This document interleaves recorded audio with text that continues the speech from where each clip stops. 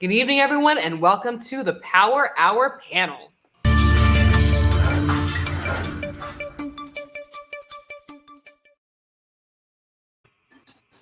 Good evening, everyone, and welcome to the Power Hour panel, where we discuss current events happening across the globe and right here in this great nation as well. Now, the one thing that has definitely captivated the globe for the past several weeks is the Freedom Convoy.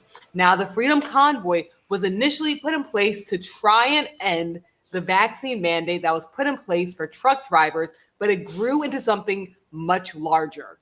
The people who were part of the Freedom Convoy decided that it wasn't just about truck drivers anymore, that they wanted the government to end all vaccine mandates, all mask mandates, any type of mandate that was put in place because of COVID. Now, the Canadian government has stated that they're not going to do that. They're going to listen to the science. And once the science says it's okay to essentially do away with the mandates, that's when they're going to do away with the mandates. And while all this was happening, welcome, Sean. Welcome to the show, Hello? Sean.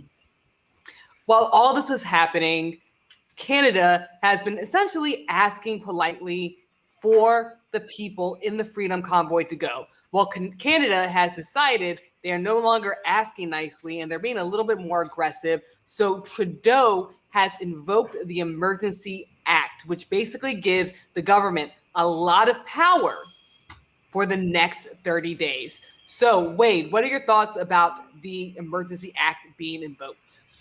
So, again, we have to go to outside news sources because our own American news sources like to put spins on things.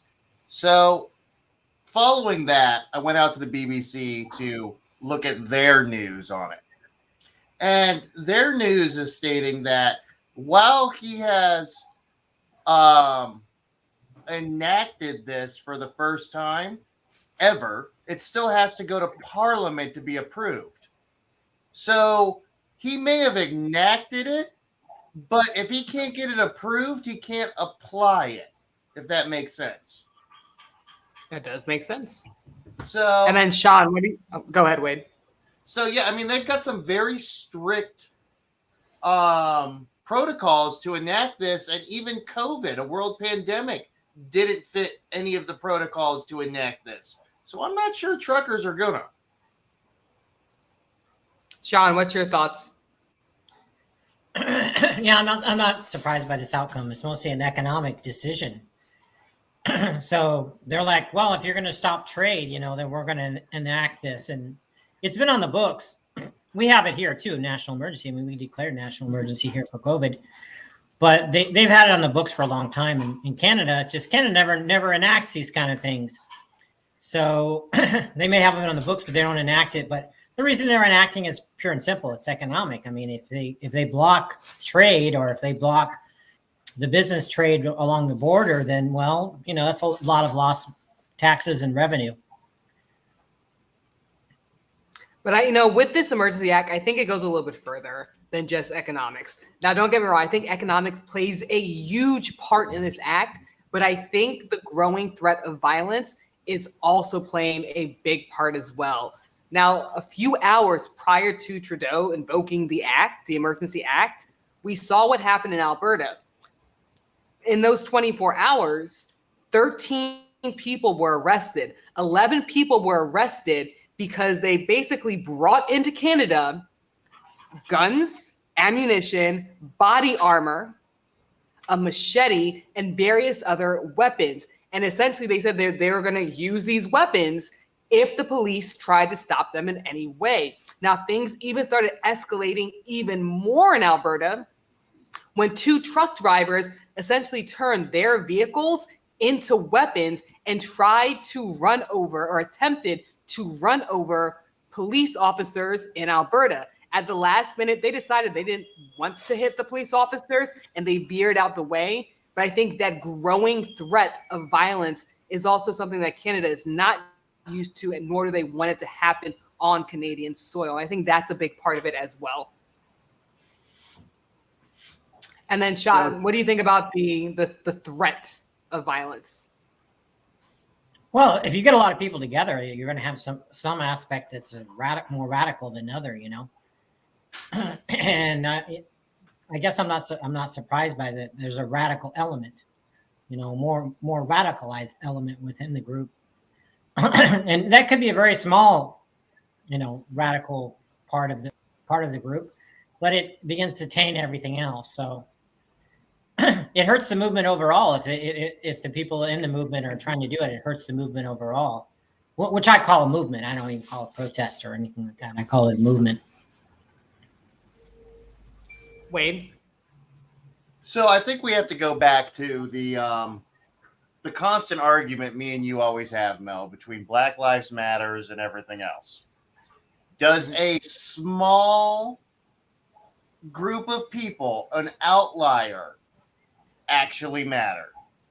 And be careful when you answer this, because your answer is also going to directly affect the Black Lives Matter movement. Does a small group of people creating hell and chaos, burning down buildings, trying to run over people with trucks, do they speak for the entire movement, and does that entire movement need to be squashed because of it? So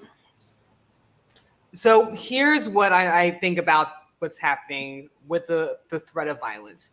So with Black Lives Matter, going back to those protests, nighttime came around, there were riots in certain cities. I think this is very different, because I think this is I don't think this is a protest anymore. I think what Sean has said time and time again, the movement, occupation, I truly in my heart of heart think that if this goes much further, and I'm trying to choose my words very carefully, I think it can turn into more of a terrorist situation. And I'm not even saying domestic terrorist situation, because I think there's so much foreign influence. When we look at the dollars, while the majority of the people funding the Freedom Convoy are Canadians, 40% of the money funding the Freedom Convoy in Canada, 40% of the money being donated is coming from America. You have people who essentially believe they're in some type of revolution.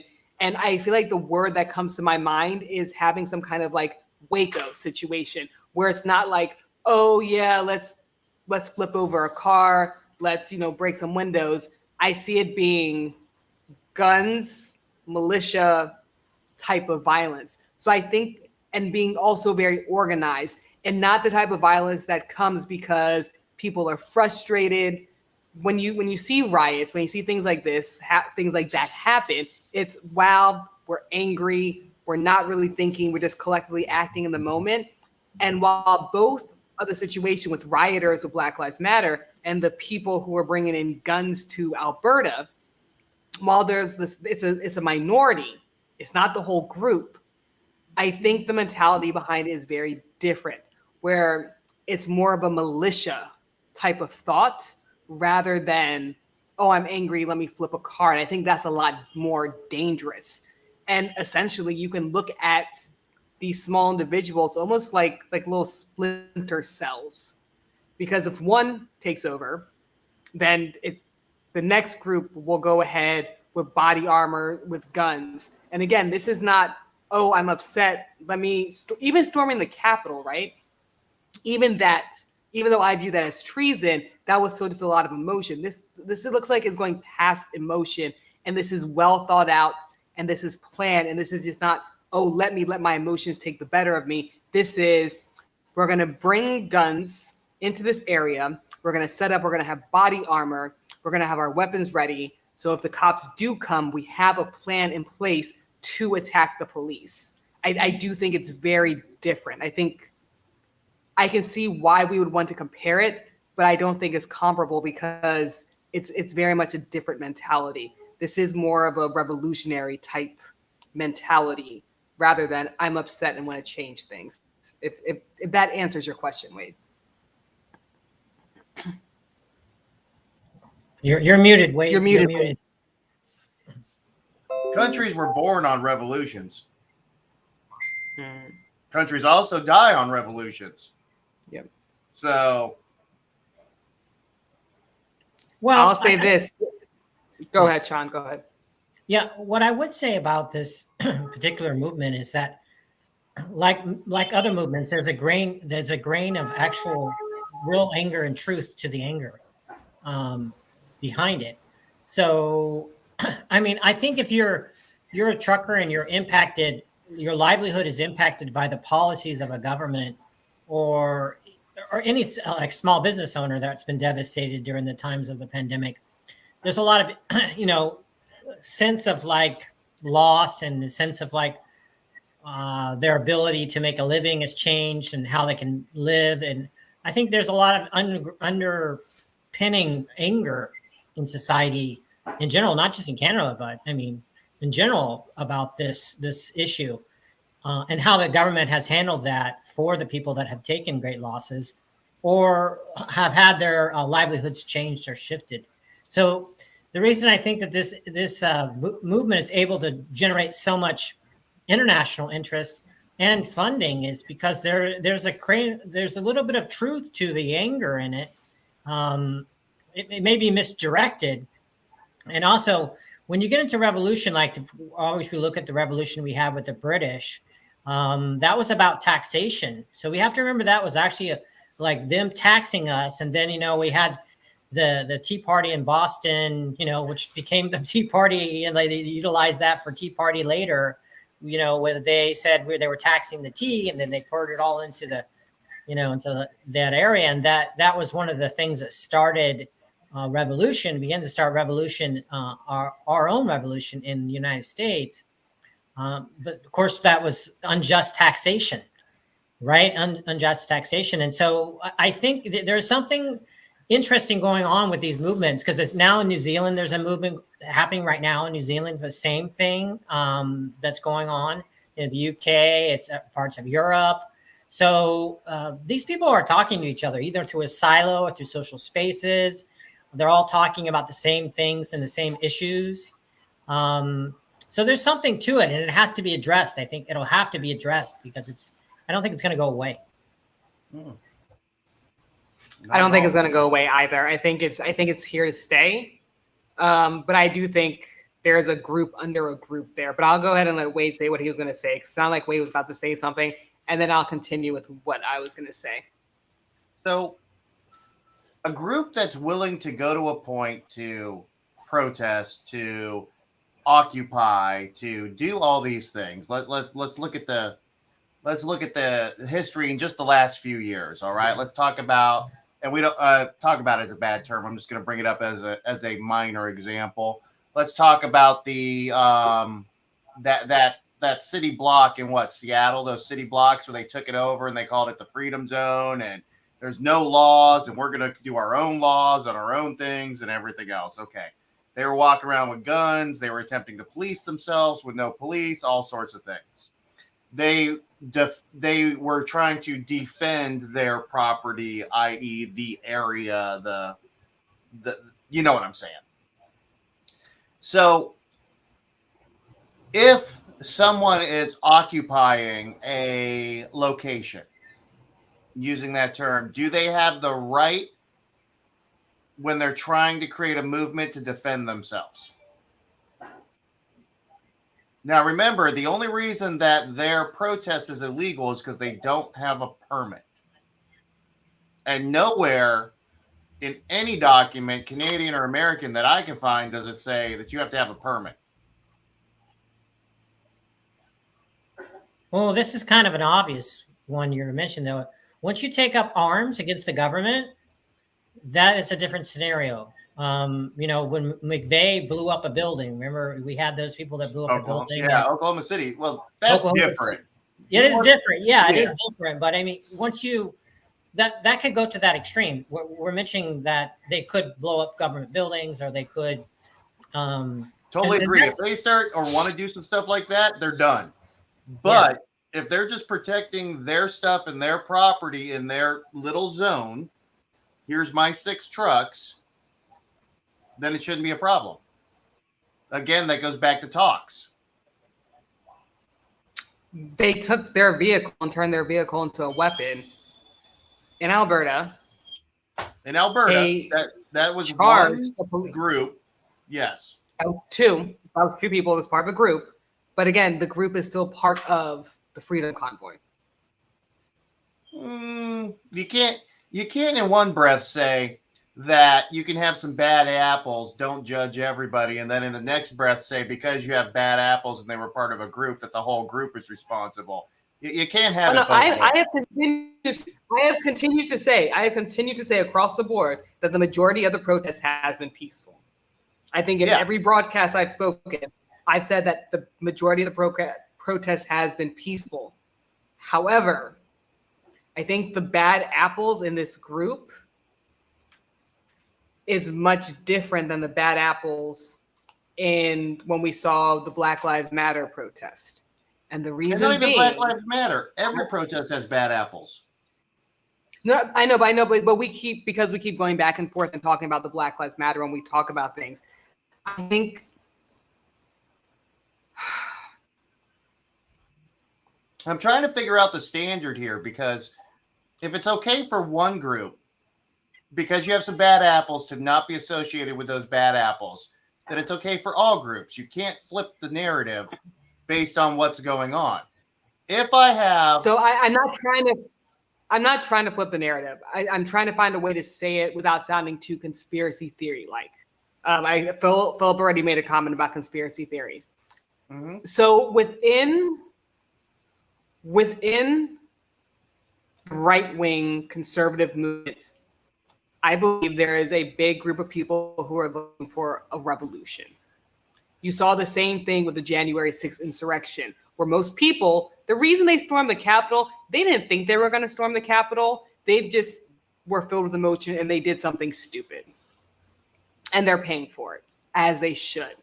But then you had other people within the group who had zip ties, who essentially were equipped for war, right? They were equipped to kidnap. They were equipped to do what the majority weren't doing. And I think that I think that's the biggest difference. I think within Freedom Convoy, I think within the January 6th insurrection, I think within the Conservative Party, there's a minority of people who are prepared essentially to overtake the government, cause chaos, and put in place what they want to put in place. And I think that's the big difference. It's not flipping cars. It's not breaking windows. It's literally their exact thought is, we're going to get to the point where we'll overtake the government. I think it's very dangerous. And again, I don't want to be an alarmist. I don't want to be someone who ever puts out conspiracy theories. But as I'm watching each of these movements happen, you're seeing people who are ready to take it to the next level. They're just not given the opportunity to yet. I think if they had more people behind them, I think if they had the opportunity, we would see something very different. If the Freedom Convoy came in and we saw them flipping cars and stuff, that is emotion and anger. These are not things that are thought out. These are not pre-planned things. I do think that within the Freedom Convoy, there is a militia terrorist mentality. And again, the majority of the people in the Freedom Convoy, they want peace. They just want the mandates gone. Agree with them or disagree with them, that's all they want. But I do think there is an ideology forming within the group, within the Conservative Party across the globe. I'm not just talking about Canada. I'm not just talking about the United States. I'm talking about across the globe in the Western world, whether it is Great Britain within the Brexit crowd, or whether it's in the United States with the January 6th insurrection crowd, or in Canada with the Freedom Convoy crowd. I think there's a core group where they're just holding, they're waiting until they can come out with this revolutionary mentality. And essentially they're preparing for war. So I don't think it's a mob mentality. I think it's a militia mentality. I think it's an overtake the government mentality. I think it's a my way or no way type of mentality. And that's why I think the things like the Emergency Act are the appropriate thing to do before it spreads to that point. So, well, you said something that you haven't said before in all of the episodes that we've talked about this, is that you define it as a pre-planned act. Anybody who's pre-planning to do something is what the issue is. And I would agree with that. If I am in a group of peaceful protesters and I am planning to do something outside of that group, I'm specifically sitting down and planning to do something stupid, all right, whatever that may be, outside of what the parameters of that protest are, I think they should be gotten rid of. Those people. The rest of them, though, still have the ability to do what they're supposed to be doing. Sean? Well, when they assassinated Caesar in Rome, there was a huge backlash of all the supporters from Caesar. So why did I mention that? Because I think this is kind of interesting when they compare Black Lives Matter to what goes on with these. I don't see them as, I don't see the overlap actually. I see that as the killing. We literally saw the killing of somebody live on TV here in the United States, and that was premeditated murder. It might have been a mistake murder, like, second degree murder, but it was definitely murder. And so people there's people debating whether he was murdered or not. I mean, that's ridiculous. Oh, he was murdered. He was definitely murdered. He was murdered.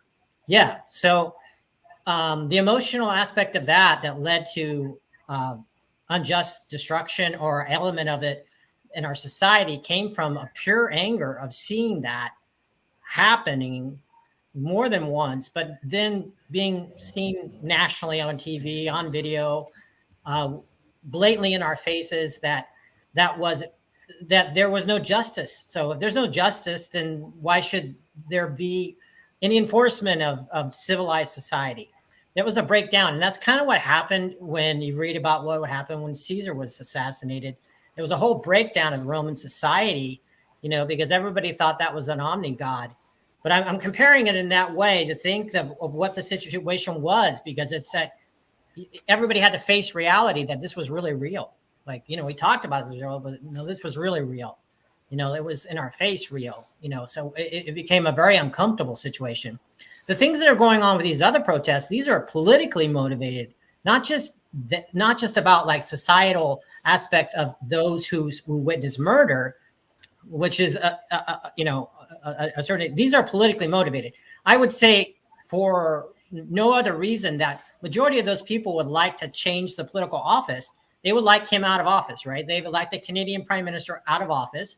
Not just that, they would not like to not have the mandates. They're a little bit farther than that. I think that's why it's a political movement. They're saying, yeah, we would like the mandates to be over, but we would actually like the Prime Minister out of office. And that's where you get between a different thing. Where hard for me to compare Black Lives Matter to those kind of situations, which are around the world right now. Like, it's happening in New Zealand, it's happening in the UK, it's happening in parts of Europe, it's happening in Spain, it's happening. I mean, all these areas, that's true. And every part of the world has a political leaning one way or the other. Latin America's a great example of it. We hardly ever study Latin America because we messed it up so badly that we're afraid to even study it, rarely study it in our colleges. So, yeah, that's my opinion on this whole scenario of what we got going on with that. I mean, it's fair. So I think my next question surrounding this whole thing going on with the Freedom Convoy is, it's a movement. It's now a global movement. It started in Canada. Canada is trying to get rid of the movement. We saw Trudeau put the Emergency Act in place. We'll see how far it goes. But so one of the reasons why Prime Minister could call the Emergency Act into place is because of foreign influence activities. Now, on just this alone, they can say that the Freedom Convoy is being influenced by foreign entities, since the money funding it, 40% of the money funding the Freedom Convoy, is coming from the United States, which is a foreign entity.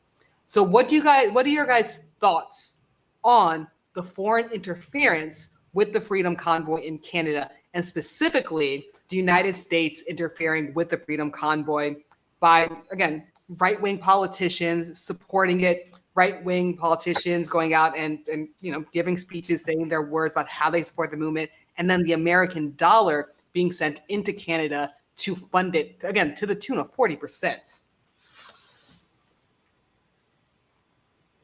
Well, I Go think to you it's first, Sean. Whoever want to talk first, but to me, it's pretty obvious there's a communication between the Conservative Party and the conservative element in Canada and the Conservative Party and the conservative element in the United States. It's pretty obvious there's a line of communication going on. Wait. So when I read about this act, it lists out, like I said, very specific items. And some of those items are, well, it has to be considered a threat to the security of Canada, as defined by the Canadian Security Intelligence Service Act. And that leads to 4 possible scenarios that can fall under there. 1 is espionage or sabotage. 2 is foreign influenced activities. 3 is threats of use or acts of serious violence for political, religious, or ideological objectives. And number 4 is covert or unlawful acts intended to undermine or overthrow a constitutionally established government. I don't see. Huh? I think 2 of the boxes tick. I don't see money coming in from America as a foreign influenced activity. So you have an activity that has been deemed illegal, that 40% of the funding is coming from the United States. The only reason it's illegal, again, is they don't have a permit. That's a very important fact. But it's now actually past that. You know what I'm saying? Though? That's the basis of it being illegal. The original basis is they didn't have a permit. So you have an illegal activity. It doesn't matter why it's legal. You have an illegal activity where 40% of it is being funded by the American dollar, by American citizens, probably by American politicians. I think the original intent of foreign influenced activities would be some sort of terroristic opportunity, something that is specifically designed to hurt Canada, and they're providing funding for it. But they are hurting Canada. I.e. terrorist activities, things like that. I don't think this was written to look at truckers holding an occupation of the streets or a protest. I don't think that falls under that. Because in that case, any money we give, if you follow that logic, any money we give Canada for anything is considered a foreign influenced activity. Any money that we give Canada for an illegal operation, it's still illegal. It illegal. wasn't illegal when it first started. They asked them to leave. They deemed it illegal. It's now illegal. Now it's illegal. It wasn't illegal when it first started and people were donating money. Exactly. But remember, they deemed it illegal. GoFundMe returned the funds. GoFundMe returned the funds because they disagreed with the. No, they disagreed with it. But remember, when it was kind of legal, that money coming in. But once it was deemed illegal, the money was still coming in. So that's why I think the foreign influence activity could be argued with that. And then the threats of use of act of serious violence for political, religious, or ideological objectives, I think that could be used as well.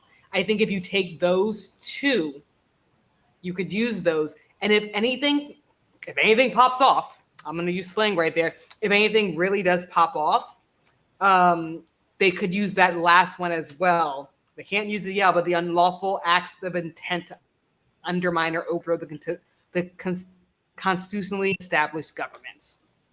I think if something does pop up, that it could. But I think between the two, the foreign influence and the threats, because remember, it's not just the use of, it's the threats or use of. Mm-hmm. serious violence for political. The other ones don't really matter, but for political objectives, I think those two could show that that's why they called the Emergency Act into place. I think any constitutional lawyer who has his wits about it, him or her, could argue both of those. I don't know. I think you could probably stretch it under there, but I don't think that these were originally designed to deal with this. Because the Emergency Act, according to what I'm reading, also says that that the situation must meet a high bar, specifically an urgent and critical situation that seriously endangers the lives, health, or safety of Canadians, and if the emergency cannot be addressed by any existing federal law. So, that statement alone would indicate that it's either illegal or it's not.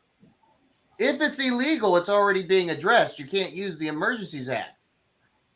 But it's not being addressed because they're still there. Doesn't matter. If you think about it as a constitutional lawyer, if you think about it as a constitutional lawyer, the Canadians have done what they could. They were very Canadian about it. They asked them to leave. Then they put a state of emergency They were very in place. Canadian. They were very Canadian. Like, could you imagine if like an American president was like, "Hey guys, we heard you. Can you leave, please?" Like that's not gonna happen. They were very Canadian. I imagine if we ever went to war with Canada and you got shot by a Canadian soldier, they would be like real apologetic about it. And for some reason, it's like, I'm real sorry about that, but you did get in my way. I mean, So I think, again, the first week, and I do agree with you there. First week, they asked them to leave. Second week, it was a state of emergency, and that pretty much gave the police officers a little bit more rights, where they could, arrest, give citations, cut off the fuel, tow trucks. We're now past week 3, and they're still there. So they can argue that they did everything, they took the steps necessary, and the protesters are still there conducting an illegal activity.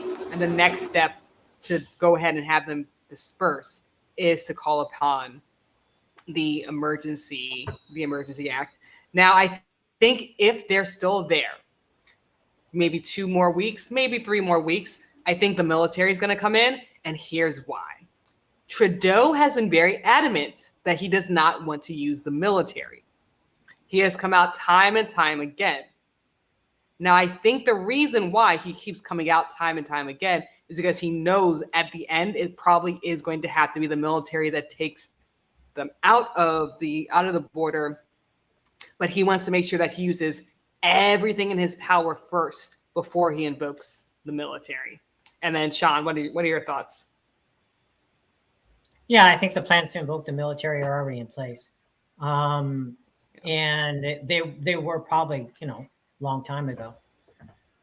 They are. I agree. Yeah, they have a step strategy. So if this doesn't work, then we do this. If this doesn't work, but overall, they're kind of making the movement a little bit stronger by doing that. Actually, so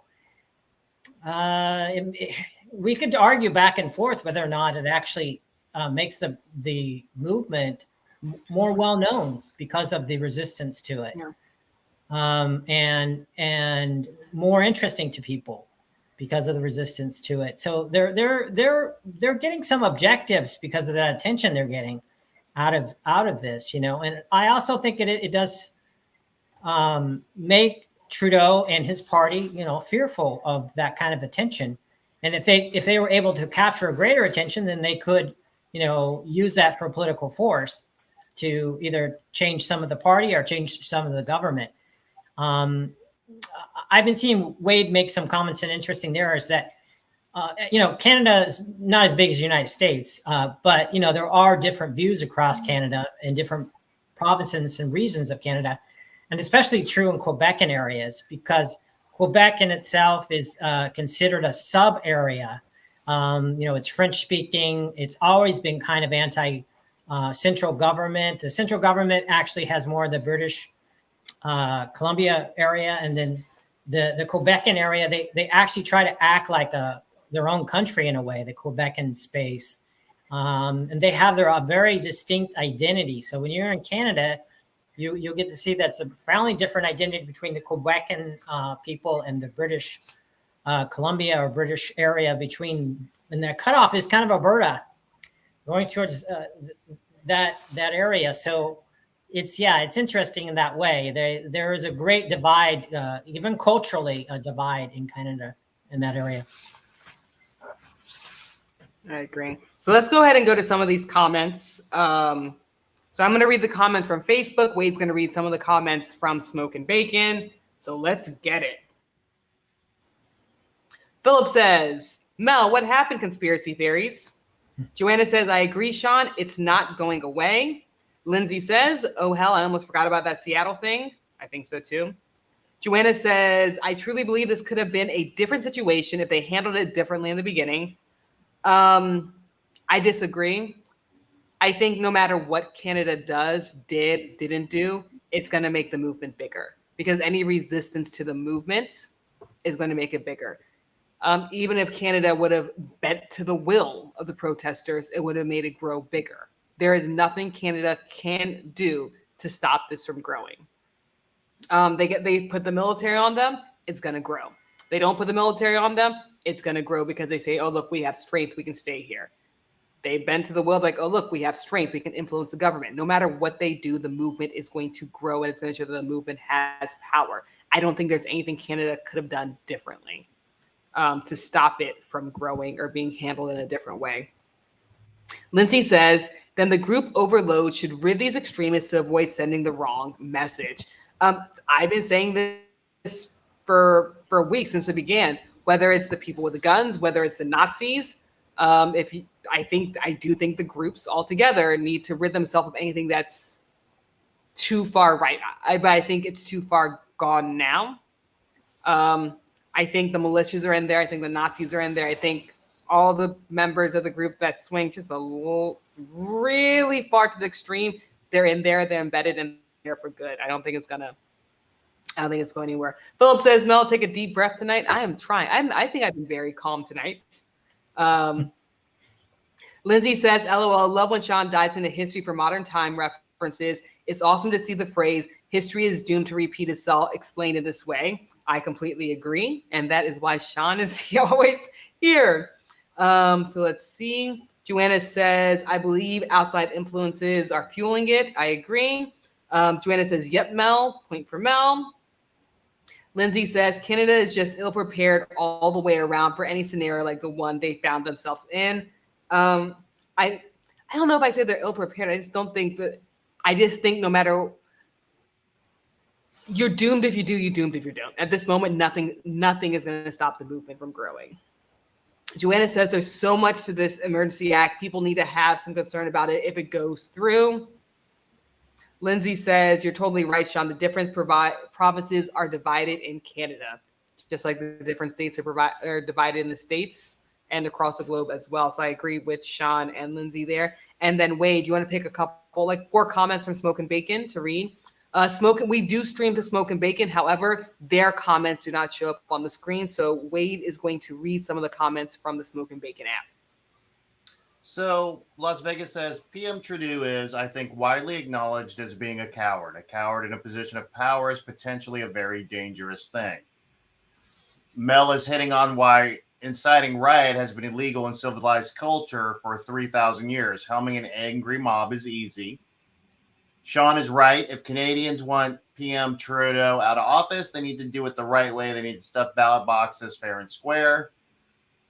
And he says, but Canada is now officially likening the Freedom Convoy to no shit terrorism.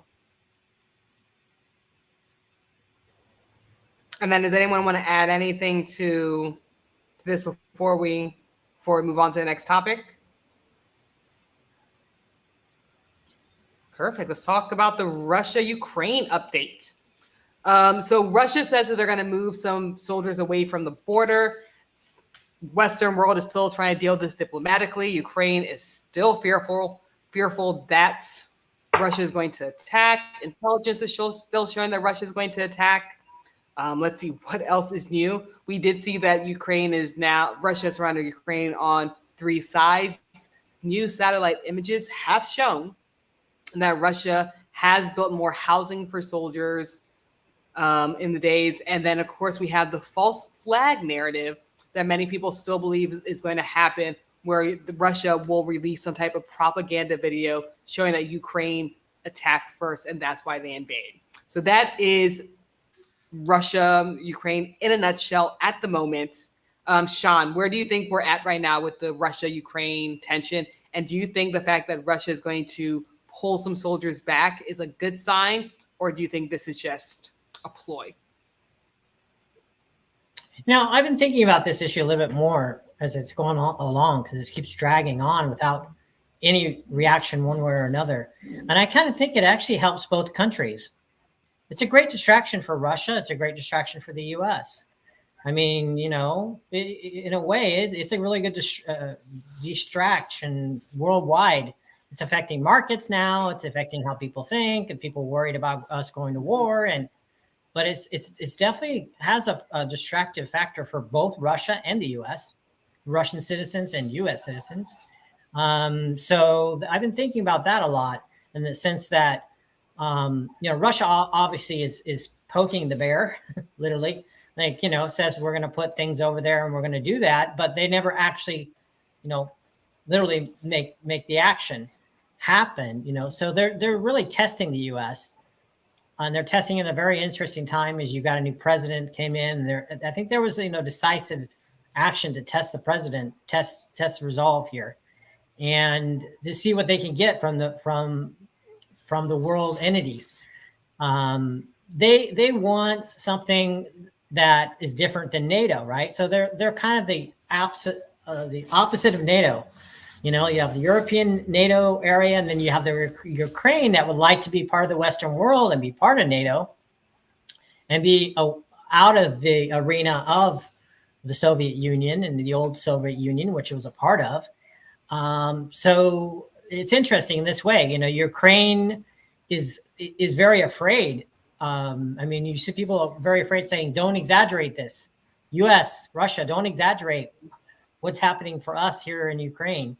So they're trying to calm both things, because they'll be the ones most affected.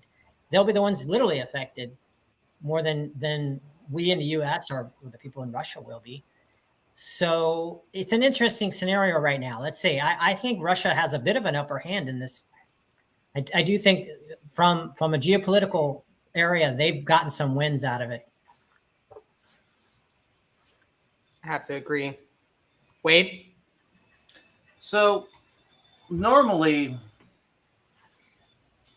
I would think that this is just a show of force, that the Russian troops are going to the border. They're going to load all their people up, and it's going to be a big bluff. Everybody's going to get to the 11th hour, and everyone's going to back down. But what I'm looking at of satellite photos and comparisons between days, and when I say days, I'm talking like 2 to 3 days difference between what was there and what's there now. This is a massive, massive buildup of everything, from airfields to hospitals to troop housing to fuel depots to hardened bunkers. You can see bunkers are appearing. Mm-hmm. This is a prelude to an invasion. That's what this is.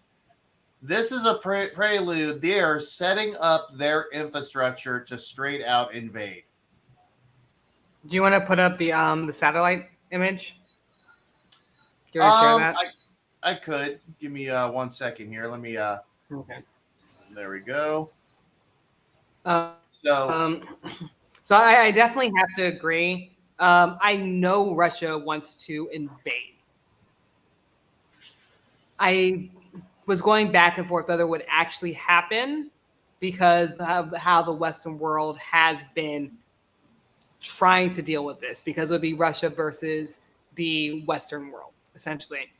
But once I saw this satellite footage, I have to agree this was big.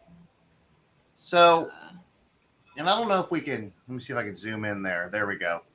So this here is 15th of September, 2021. And you can see that they have a base here on the border. No big deal. I mean, look, there's a house down over here. But as you come across, this is the 1st of February, for example, right? You can tell that, let's start up here in this corner right here. You can see things are starting to line up here. You can start to see all of the equipment being loaded in here. You can see fuel depots here. Look at the change in just the hardware up here in the top. How much more there is everywhere.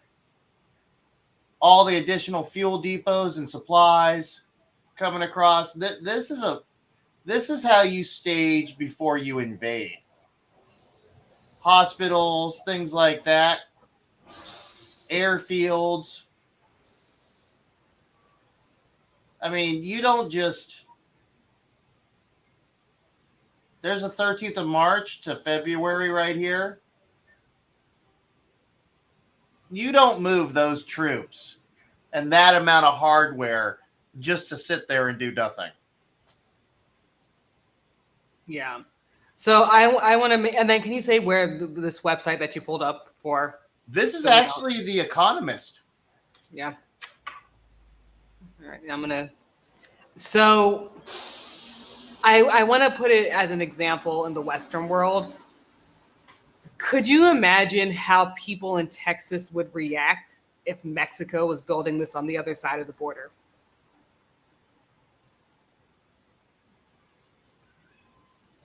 Well, Wait, this is America. We'd be like, it's okay. It's okay. We don't want to. I said Go ahead specifically and put Texas. your troops right I there. It's said all right. specifically Texas. Specifically Texas. If Well, this yeah, was on no. the other side of Texas. Texas will shoot at Mexican border anyway, so it doesn't matter. So I do think that new satellite imaging is really showing that Putin is serious about this. He just doesn't want to make the first move. And he's waiting for something to Definitely pop waiting off. for someone to make a mistake. And if not, he'll make his own mistake and, throw it there. It'll take one Ukrainian soldier accidentally crossing the border to light the whole thing off.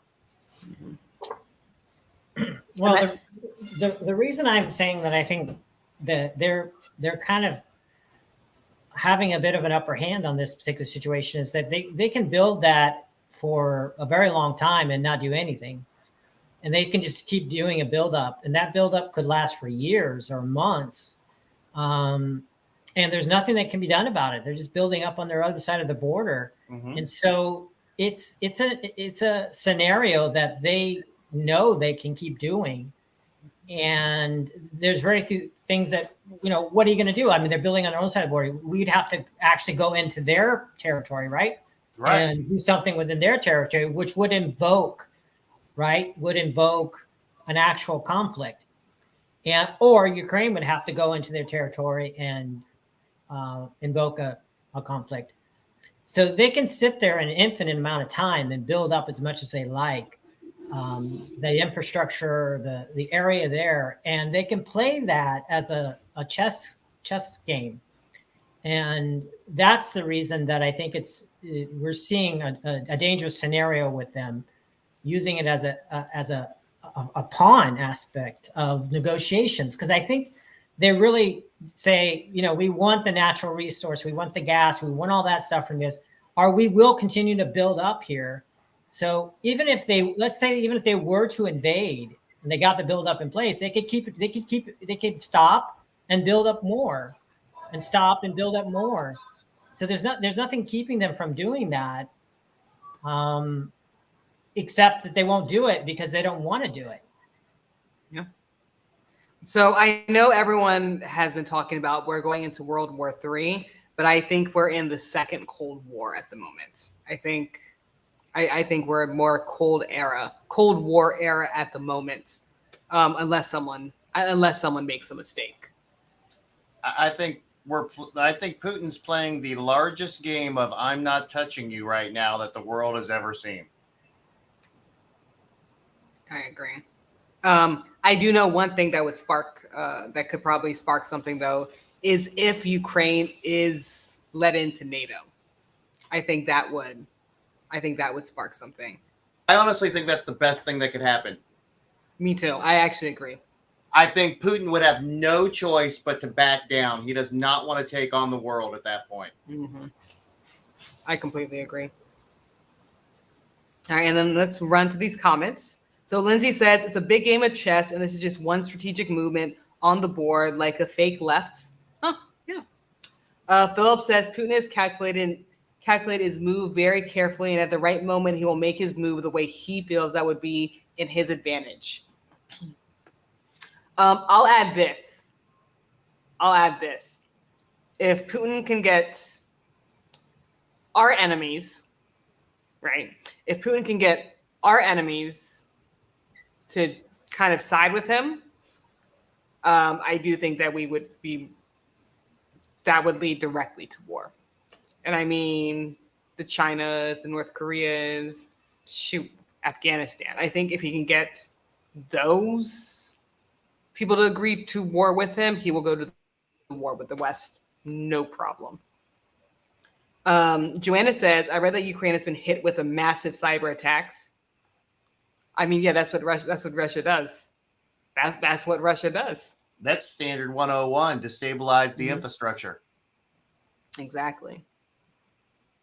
Philip says Putin is Renard, meaning a fox. Philip says also he's testing President Biden's patience. I don't think this has anything directly to do with Biden. Biden is just one of the. So I know a lot of times when we talk about politics with Russia, we're always saying like Putin's, pushing with Trump and pushing Biden. This has nothing directly to do with the United States. The United States is involved, but again, Putin is not going to war with the United States. Putin is pushing Ukraine and essentially pushing the Western world. So while yes, he's testing the Western world's patience, this is not a Putin-Biden thing. Biden is a big player. Biden is not the biggest player. Biden is not the only player.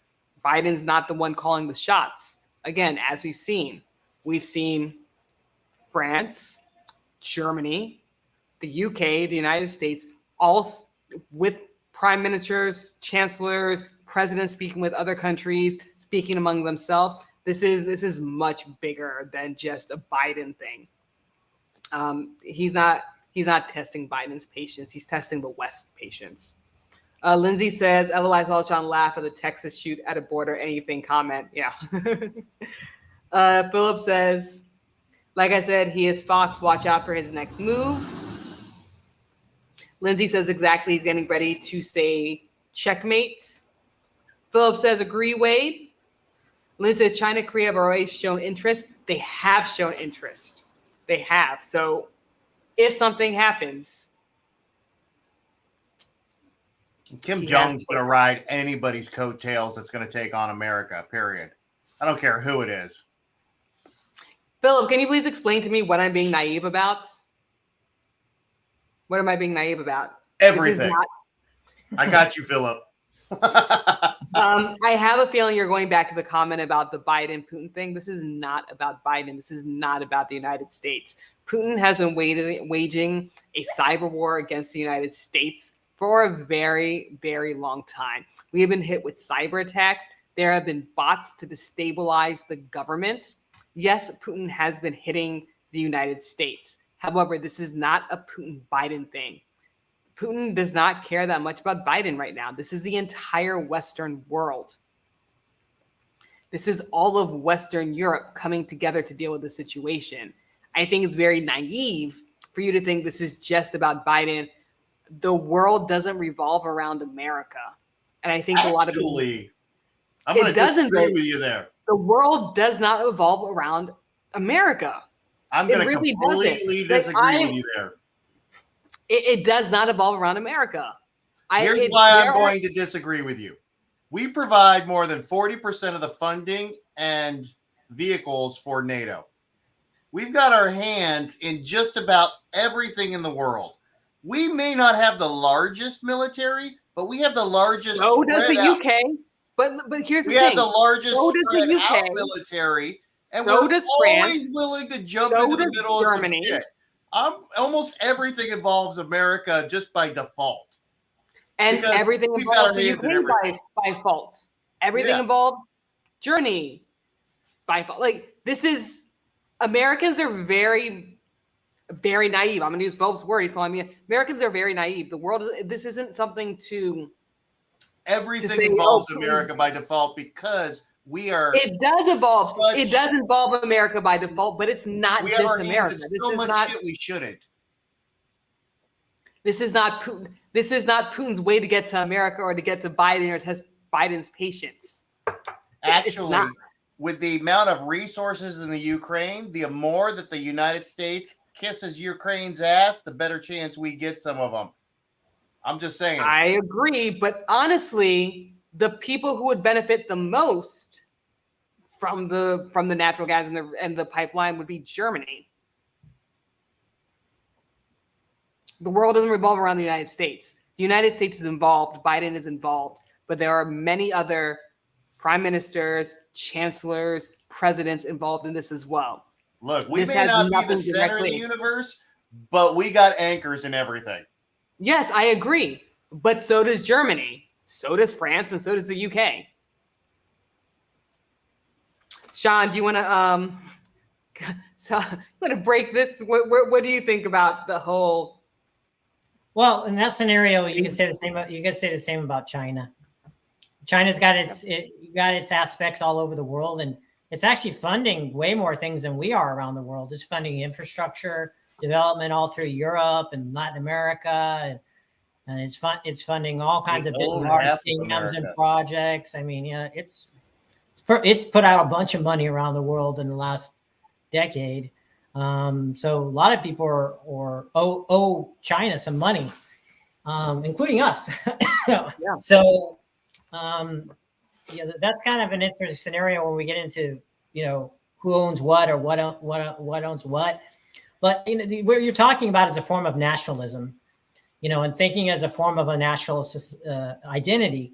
And I think, that's fine to have a national identity. And I think, Americans do have a big impact on the world. The European Pact, many countries of Europe, they're the neighbor of Russia. We're not the neighbor of Russia. They're literally, they're the ones that got together because they fear Russia could have the ability to take over Europe. And we organized that together. After World War II, World War I, all those areas came together. We have to remember that Russia really played a big part in the end of World War II. It played a massive part in defeating Hitler. We often don't take that example in the U.S. saying that we did all the work, but Russia lost a lot more people than we did. Yep. A lot more deaths came from Russia than they came from the U.S. And they were close to being defeated by Hitler, actually, at one point. So it's an interesting scenario. We've had this back and forth scenario of a very good relationship and a very strained relationship with Russia over the years. And it really seems to change when we get political parties. Our relationship with Russia changes every time we have a different political party in our scenario of what that is, because they have their interest, right? They have world interest. They have some world interest, and we have some world interest. And when those collide or conflict, that's where we have these issues. And it seems to always go around some form of natural resource, either oil resource, mineral resource, or land resource, or some resource that controls global economy in some way. And that's where I think that's where we're hit. That's where the road is hitting right now between Russia and Europe and the US. It's hitting from that perspective. It's hitting who controls what of these natural resources. And Russia's saying, I want I want control of it, and I want to sell it more to Europe. And maybe this is where the U.S. and Russia get in one. U.S. say maybe I want to sell more to Europe, and Russia saying no, I want to sell more to Europe, and there could be the actual rub. Look, all I'm saying is that America's got their hands in so much shit, and we put out so much money that we directly affect almost every single country and nation there is out there. I'm not saying the world revolves around us. What I am saying is that without us, most of the countries wouldn't be where they are right now, being provided the funding and money they are. Now, that seems kind of conceited, and that's not to say that we are the best, because it's not. That's not what I'm saying. What I'm saying is that if we were to say tomorrow, we're pulling all of our funding back from everybody. We're pulling all of our resources back, everything. We're bringing it all home. Screw it. Everybody's on their own. You don't think most of these countries would collapse? No, I don't, because No. someone else they would just No. China would run in, European Union would switch things around. No, I think that's a different way of thinking, because our economy is a global economy. Most all of our Fortune 500 companies operate in other parts of the world, from Apple to Microsoft to any company you can think out there. Walmart, I mean, it operates in every country. Most of Europe operates. Most of Latin America will have their Walmart. All of our mega companies are global. I mean, we're making money around the world back into the U.S. coffers. So it's a global perspective. That's where the rub is, right? You have China, which is a funder, and we owe debt to China because they make all the stuff that we don't make anymore. And then we are a financial end that finances all these things around the world. And then you have Russia, who also has aspects like that. It was a big funder, has billionaires, has this infrastructure, and has all these natural resources. So this is where the rub is. It's in between that area of who controls what. And maybe what we're looking at is a new world order that everybody talks about, like how things are moving in a new world order that would have something to do with it. And Ukraine is like part of the pawn of this. It's part of this, I mean, Russia, why Russia would even care about Ukraine, right? But also, you have to remember that when Crimea was invaded and all that happened over there, I mean, we kind of sat on our, we didn't do much to Russia about that. We didn't. So, and that's a much smaller area than Ukraine. Ukraine has a lot more resources, but we kind of didn't really help Crimea. I mean, there's nothing we can really do to Russia, to be honest. We already sanctioned them to the hilt. What are we going to do? Throw more sanctions at them? So I want to say this. We could throw sanctions to secondary. I can't believe I'm going to say this. I agree with Lindsey Graham. We could do secondary sanctions for people who do business with Russian banks. But anyway, we'll get to that later. I want to go back to the question that you posed, Wade. If the United States were to pull out of everything right now, your thought is the rest of the world would collapse. Those countries would collapse. I'm going to say something completely different. If the U.S.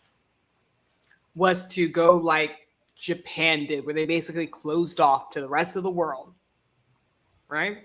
And they let the world build around them, I don't think the other countries would collapse. I think China would come in. China would push more money different places. I think the EU would step up. They would reallocate how they reallocate funds, essentially. Do you know who I think would collapse? The United States would collapse completely, 100%. If the United States were to pull out of everything, the United States would not be able to would not be able to survive. I agree with you. Businesses would leave. All businesses would leave. Anything that's publicly traded would leave. I think the United States would crumble. A big part of why the United States has to be in everything is it's the only way that the United States could survive. So I think Americans think that the United States is the center of the world. It's not. It's not at all. We're number one at military spending. It's not, but you have to admit that we do way more than our share for the rest of the world. So does China. So does Germany. So does France. So does the UK. I can name more countries, but those are the kinds of ones I really do want to stick with.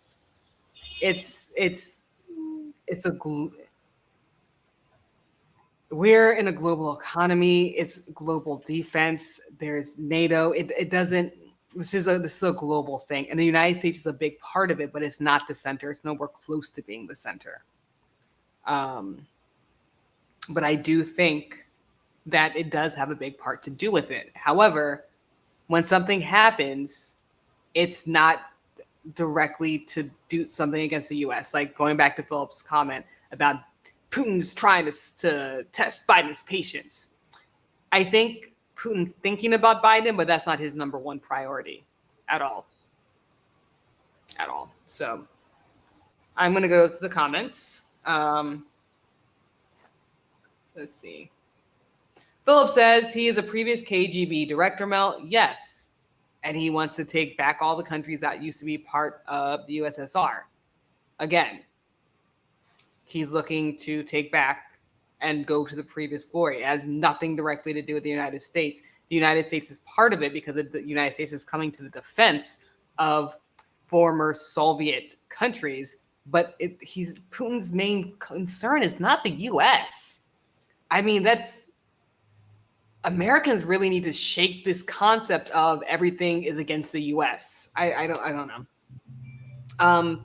Philip says almost everything involves America, Mel. Yes, everything involves the United States because we've inserted ourselves, but it's not the center. So let's see. I think it's going to be a lot of people disagreeing with me. Joanna says 100% Wade. America has their hands in everything. Philip says be for real, Mel. Yes, I am being for real.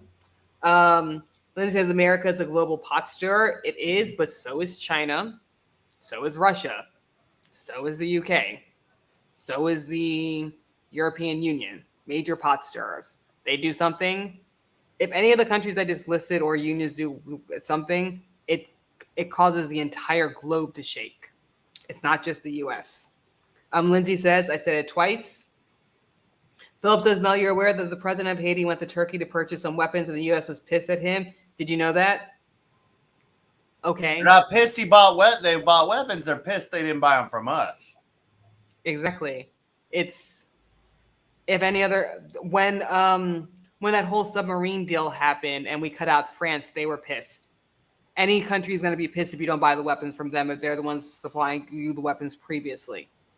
You just cut off fun. Like it's a thing. It still doesn't mean that the United States is the center of the world. So according to the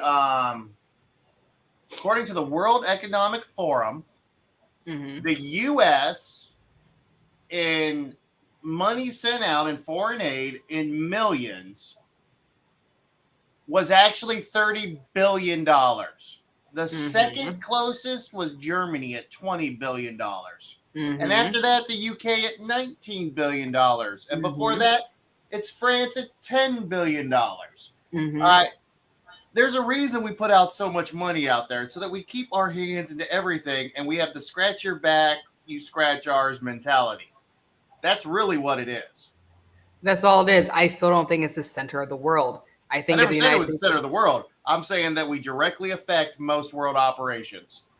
And so do all the countries that continue to list. They do as well. Do you know who would be hurt if China pulled back money? Do you know who would be hurt if China pulled back money? The United States would crumble. China owns it. No one else does it at the level we do. I mean, and where are we getting the money from?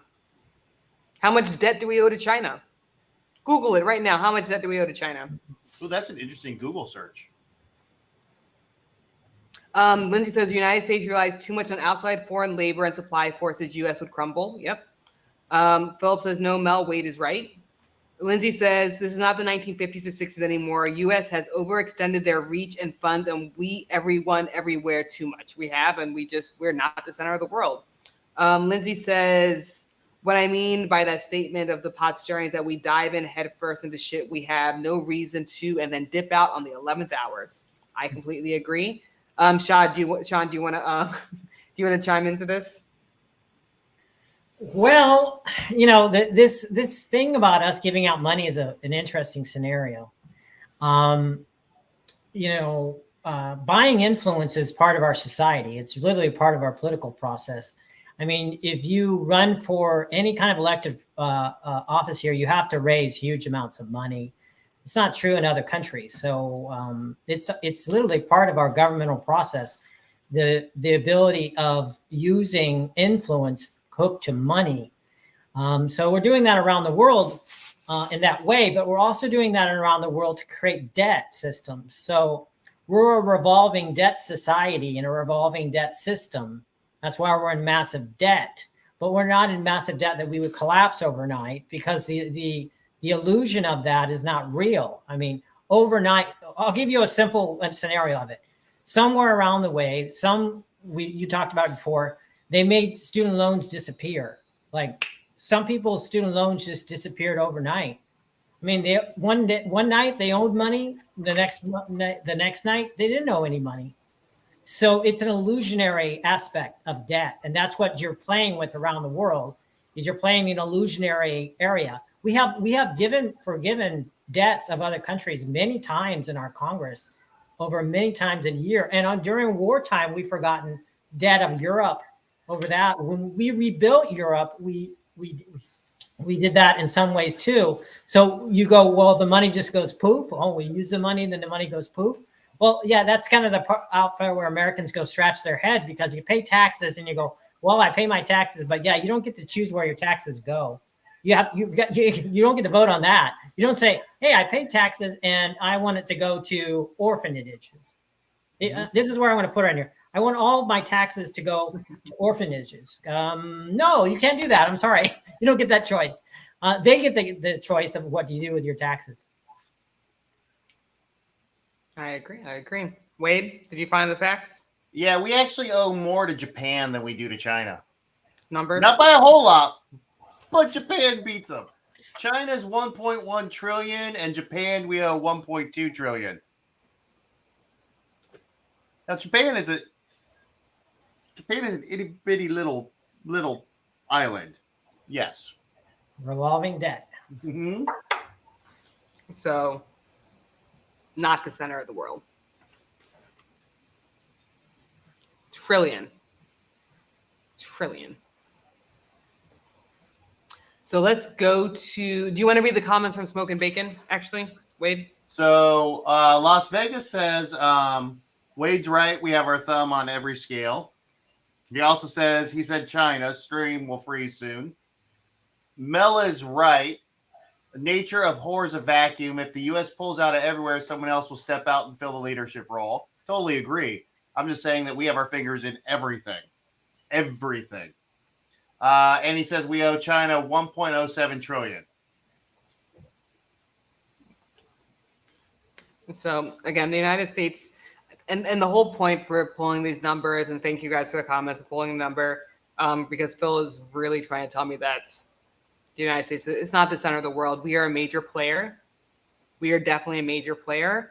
But we're not the center of the world, but we are a major cog in the works. And if you remove that cog, the whole works is going to fall apart.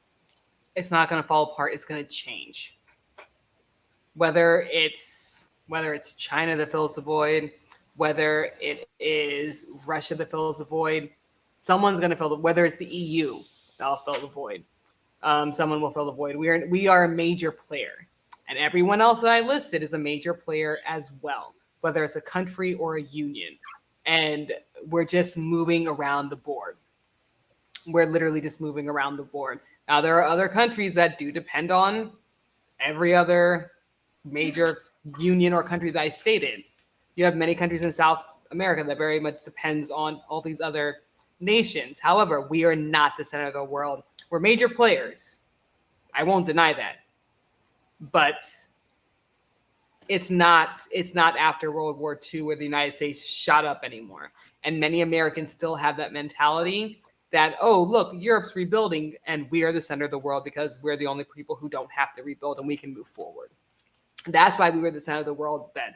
Everyone else had to rebuild. We pretty much stayed stable. We won the war along with everyone else who won the Allies. But we had the opportunity to grow while everyone else is rebuilding. Everyone else is caught up. We're not the center anymore. We're not number one, unless it comes to military spending. And we have to We're real realize good at that. no, we're real good at that. So let's go to the comments before we move on to the next topic, because we are so far away from the topic of Russia-Ukraine updates. Lindsay says, holy shit, Vegas agreed with Mel. I know. It's a good night. Okay, so Lindsay says, okay, what about this? What would happen if the U.S. did pull out and say Russia stepped in? What kind of dramatic change do you think we'd see here with that type of influence? Oh, it would be a big change. Political ideology, honestly. We would move away from true democracy. We're not a true democracy. We're a backsliding democracy that's moving towards any number of, I know Sean and I disagree of where we're moving or where we're at now, but we are definitely a backsliding democracy. But I think everything would swing. If Russia were to step up, I think everything would swing very right. Sean and Wade, do you guys want to answer this question, what you would think? Very quickly, though, because we have to move on. How's your Russian? So I think we're going to be speaking Russian. So No, I don't think Russia could ever actually take us. But I wouldn't give that, and I don't think they would want to really. But so the question is, what would happen if the U.S. did pull out and say Russia stepped in? What kind of dramatic changes would you see this type of influence? It's hard for me to imagine that scenario because I already think that China has it over Russia. So I think China has way more influence than Russia does right now on a global scale. So this is a scenario I can't see happening in real life right now. But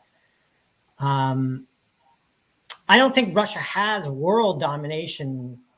What it wants is economic domination in certain ways for itself, but not world domination. I'd have to agree with that. you realize we're number 36 in the world democracy scale, right? Yes. I mean, And we're literally. And I'm just going to name some random countries that have a better democracy than us. All right, Sweden, no shocker there. Germany, no shocker there. Iceland. I am surprised that Jamaica has a better democracy than us. I am surprised about that, though. Israel has a better democracy than us. Mm-hmm. They have a huge voting percentage in Israel. Yeah. Yeah.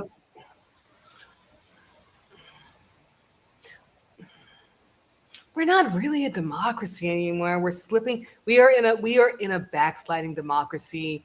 And I know Sean and I disagree with where we are in the stages of backsliding and then where we are actually moving towards. I can see really in the next 20 years, United States politics looking more like Russian politics, where a Putin type figure basically rules everything if we don't make changes quickly. Well, the world democracy matrix that monitors all these countries states that we are a deficient democracy. Matter of fact, we're number one on the list of deficient democracies, just so y'all know, because America's number one. So right behind Israel, which has a working democracy. Israel's a small place. So, I mean, it's a really small country. Now, Russia, on the other hand, is number 144, and they are called a moderate I can't ever pronounce that word. Sean? Autocracy. Yeah, that one. That's what a lot of people fear that we're headed to. That's what I think we're headed to. Yeah. As I said 30 seconds ago. But let's go ahead and switch topic, guys. Let's bring it back to the United States. I know we spoke about a lot of world topics tonight, which involve the United States, but not directly the United States. So New York City fired people. So New York City is now in a position where it has went through with firing the city employees who did not get vaccinated, who were not fully vaccinated. Now, this policy was announced back in November. I think it was November 11th when de Blasio was still in office. November 20th, when de Blasio was still in office, and it gave city workers, including firemen, police officers, until February 11th to get vaccinated. Now that the date has come and passed, several city employees have been terminated by New York City. So under Mayor Adams now, because de Blasio's out of office, Mayor Adams is in office, 1,430 New York City workers refused to get the vaccine and they were terminated. That termination makes up less than 1% of the city's 370,000 member workforce. So what are your thoughts about New York City firing? Again, these are quick topics, so we're going to hit them very quickly. So thoughts on New York City firing less than 1% of its workforce for not getting vaccinated? Wade? So I found it interesting the spread of who that encompassed. For example, about 900 worked at the Department of Education, and about 100 worked at New York City Housing, and only 36 were from the police department. Nobody from the fire department. 25 from the fire department. 25. Okay. So 25 even 5. Well, really, that's still nobody from the fire department out of the. Yeah. So I find it interesting that the largest bulk of that, 900 of them, were from the Department of Education. I don't know what that means. I just find it interesting.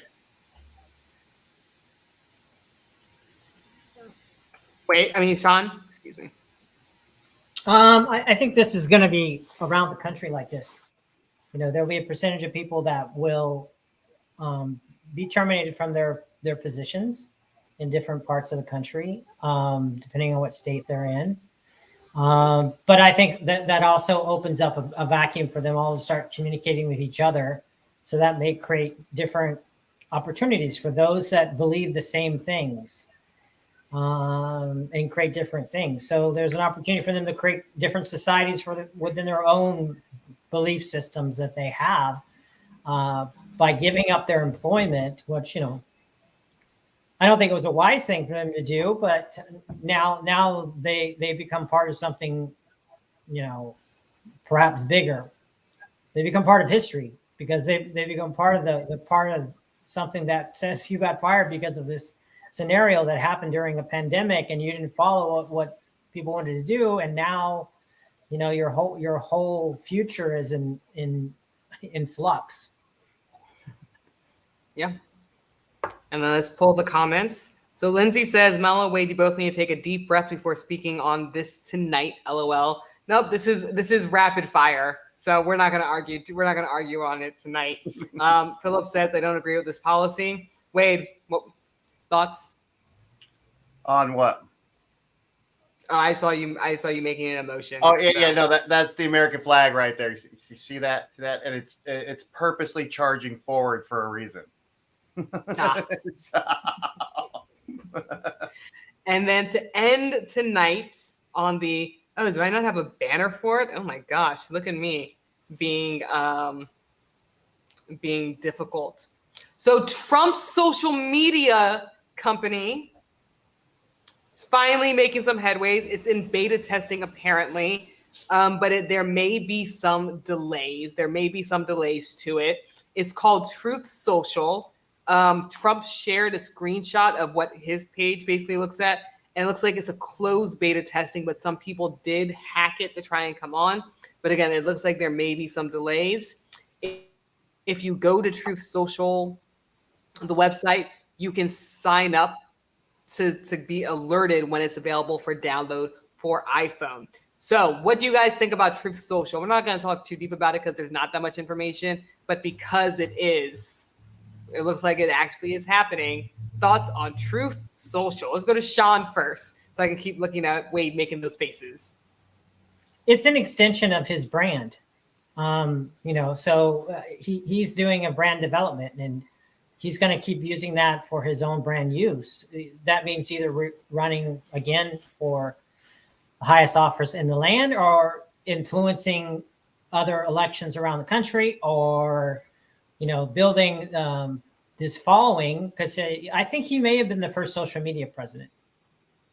Like the first, like the used, I mean, his use of Twitter was unparalleled, and the use of social media was unparalleled of any person that became a politician, which he was never a politician. He became a politician, but he was already a very media savvy person. And so it doesn't surprise me that he's now going to use social media again for his own use. Wade? So I wish we had an entire episode dedicated to this, because there's so much more going on here. What we got to understand is Trump's parent company that was created for him or by him is Trump Media and Technology Group, TMTG. All right. It is so much more than the Truth platform. And I don't know if I agree with this, but when you look up their company overview, it is all based off of Trump's popularity. That's all it is. It talks about how he was a media star, how he was a TV star, about his social media use, and how he was the largest followed president ever. And the numbers from Twitter and everything else are right. I mean, he really was 89 million followers on Twitter. Whether they were actually following him to be a true follower or following him to laugh or to follow to see what was going on, that's irrelevant. He had 89 million followers. But what I find the most interesting about this is he or his associates who are building this listed their competitive structure and what they're planning to go after. So Truth Social is specifically designed to go after Twitter and Facebook. That's exactly who he wants to compete against. That's who he wants to overtake.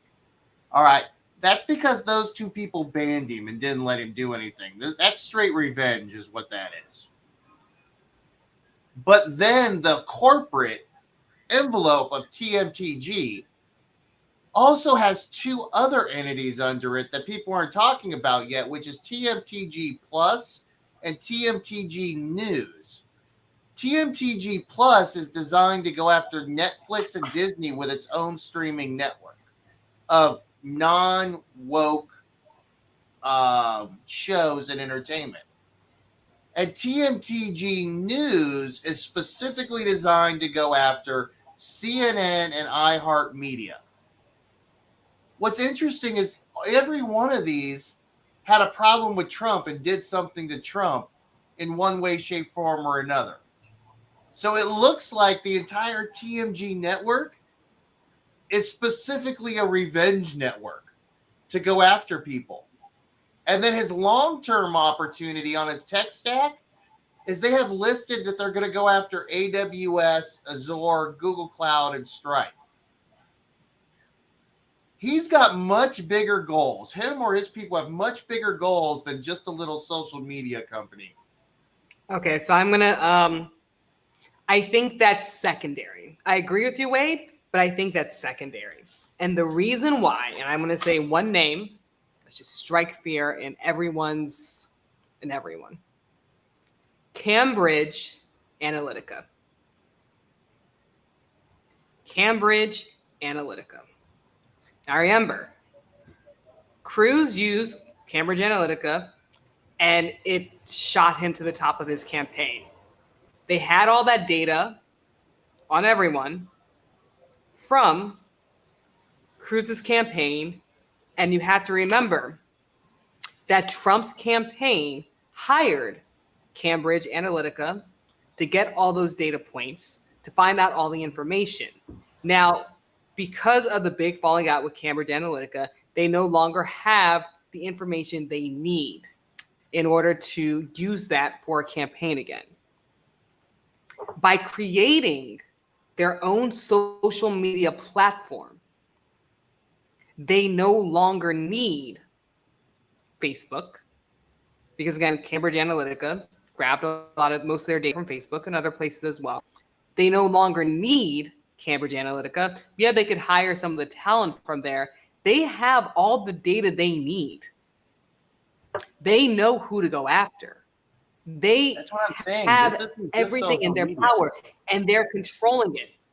So yeah, so I know what you're saying is the revenge plot, but all the data that they needed in order to win the election against Hillary, they now own.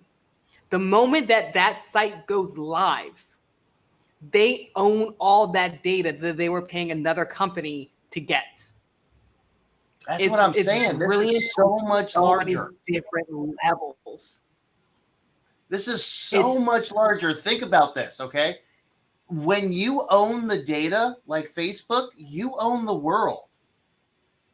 You All own right. your own. If you own the streaming networks and the news, you own what people perceive. Mhm. This is so much bigger than just a small little network, a small It's little social huge. network. And he's sitting at the top of this big, he calls it, or his people call it, the big tent. Because it's this giant umbrella. I mean, look at this.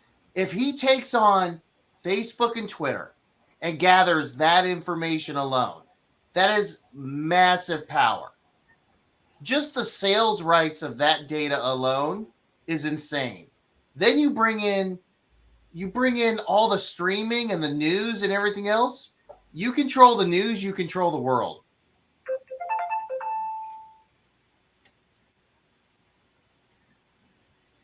You control the world. It's interesting this way. It's one thing to state what you think you can do, and it's another thing to execute it. And Unfortunately, he has the money to do it, though. That's the problem. well, I don't think he has the tech talent to do it, because those other companies have the actual tech talent and they pay well for that tech talent. If they're going to try to get the actual tech talent to go into that, they have to have similar views. And a lot of that tech talent does not have the same views they have. And so they may have to develop tech talent or bring somebody in to develop tech talent. I really don't think they have the actual bandwidth to do that and compete with these other entities that have been around a very long, long time to do that. But I disagree. I do think that it will be a new brand development for him, and a very powerful one, and a politically powerful brand development. So I disagree, and this is why I'm going to say I disagree. Because look at Brittany Kaiser. Remember, Brittany Kaiser was all over the news because she went ahead and she essentially left Cambridge Analytica after everything blew up. Brittany Kaiser started her career grassroots with Trump, and then with Obama, and then turned into a major player in Cambridge Analytica. And essentially, she didn't just work with Trump's campaign, but they worked with Brexit. This is someone who had liberal ideas, who had liberal views, who started grassroots with Obama, and essentially followed the money, followed where the technology was going, and essentially worked on all these far-right ideologies, even though she didn't necessarily believe it. And then once everything blew up, she had to come out and say, I shouldn't have done that. I didn't believe in this, blah, blah, blah. And they changed their tune. There are some people who will hold on to their morals and what they believe.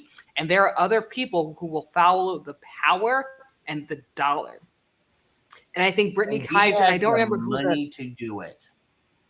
He has the money to do it. He has the money and he has the power too. He has the control over people. So Brittany, and I forgot what the guy's name is, the data scientist, with the pink hair, who was with Cambridge Analytica. And again, same thing. It didn't follow his point of views, but they had the money, they had the power, and they knew what they were doing. So I like the way Las Vegas puts it. He says, Go ahead, young Christian. geeksters want money and sex. Easiest thing in the world for the wealthy. It is.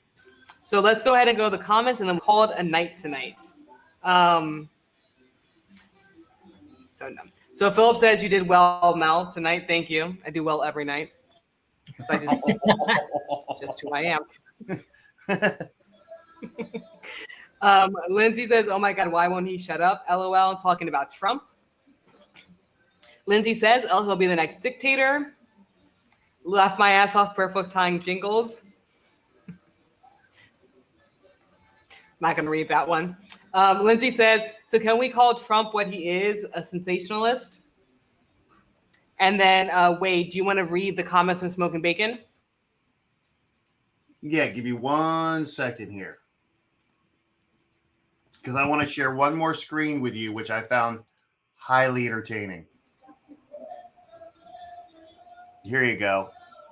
While I read the comments, I think you might find this entertaining. This is on the TMTG company overview page.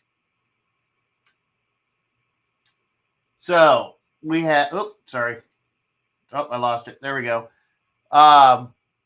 Yes, they specifically call out his entertainment successes across Variety and Apprentice and Miss Universe and everything else. And this is what they're going to build the entire platform off of, is his entertainment success. Now, I like that Trump just calls it as it is. Don't get me wrong. All right. I think he's an asshole and I think he's wrong a lot of the times, but I really like the fact that he calls a spade, or sometimes he calls a shovel a tree because he doesn't know what he's talking about, but he still calls it. All right. So, but I find this amusing that this is on his company overview. All right. So for Smoking Bacon, let's see. Las Vegas says, "Kids, we are a republic." He's right. Or what, we were originally set up as a republic. Democratic Republic. Democratic Republic. So clearly the mayor in New York City didn't get the memo. Which web hosting service is Truth Social using? And I already read the one about the young geeksters. So, yep. So that is our show tonight, guys. Thank you so much for tuning in. Is there one more comment that came in? Lindsay. Stupid. So, guys, thank you so much for tuning in. My name is Mel. That's Wade and that's Sean. We come live every single Tuesday evening. We rotate guests. We bring more people in. We come in and we talk to you about current events and that are happening across the globe and right here in this great nation. So, guys, thank you so much for tuning in and tuning in every single Tuesday. We will see you guys next week. Have a great day. Have a great night, everyone. Bye.